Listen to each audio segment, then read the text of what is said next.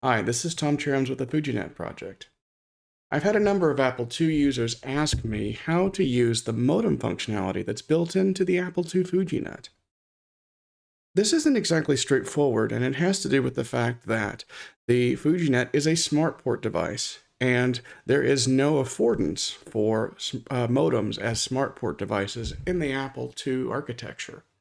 So what this means is that any applications that want to use the modem functionality inside the FujiNet need to be written explicitly to use smart port calls to talk to the modem device that's on the FujiNet.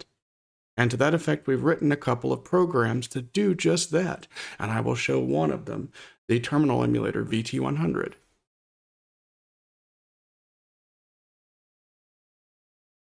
To load VT100, you just need to mount it from fujinet.online. Select it in your host list. Select the Apple II folder. Then select VT100 at the bottom of the Apple II directory here.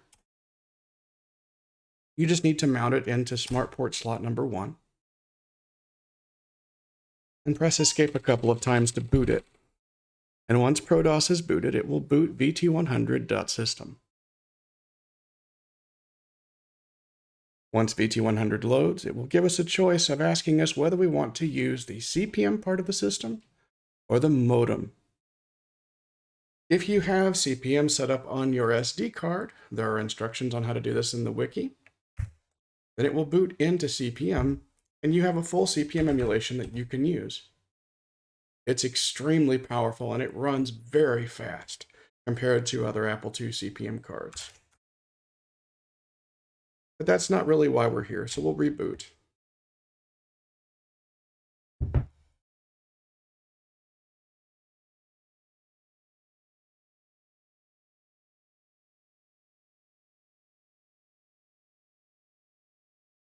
We'll go ahead and use the modem. Press M to hit the modem, and it engages immediately, at which point we can start sending modem commands. I'll do a modem for attention, and we can see the OK right here, ready to go at attention. AT help, AT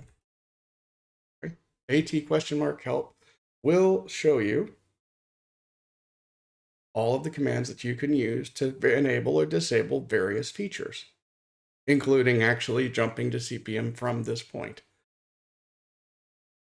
So we'll go ahead and use ATDT to connect to atdtbbs.fostex.com. If you don't put a port number, 23 is assumed.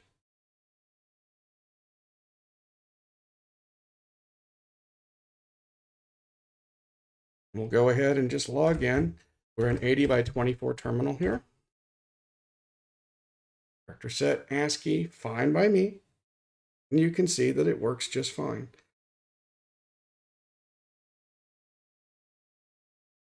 The speed of the transmission is wholly dependent on the other side, as the FujiNet will try to process the information as it gets it as fast as possible. In the case of Fostex, it throttles the connection, so it's a bit slower than other systems. We'll go ahead and log off. Once we log off, okay, we get no carrier, and we can log on to something else, such as the FujiNet support BBS that I have running here at bbs.fujinet.online. Ignore the Connect 300, it doesn't mean anything. Go ahead and select the ANSI, well, I'll just use normal ASCII here, but there is full VT100 terminal support here.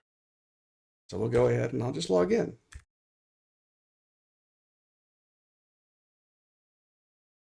Since I am system administrator, I have 2 passwords. But you can see it works just fine.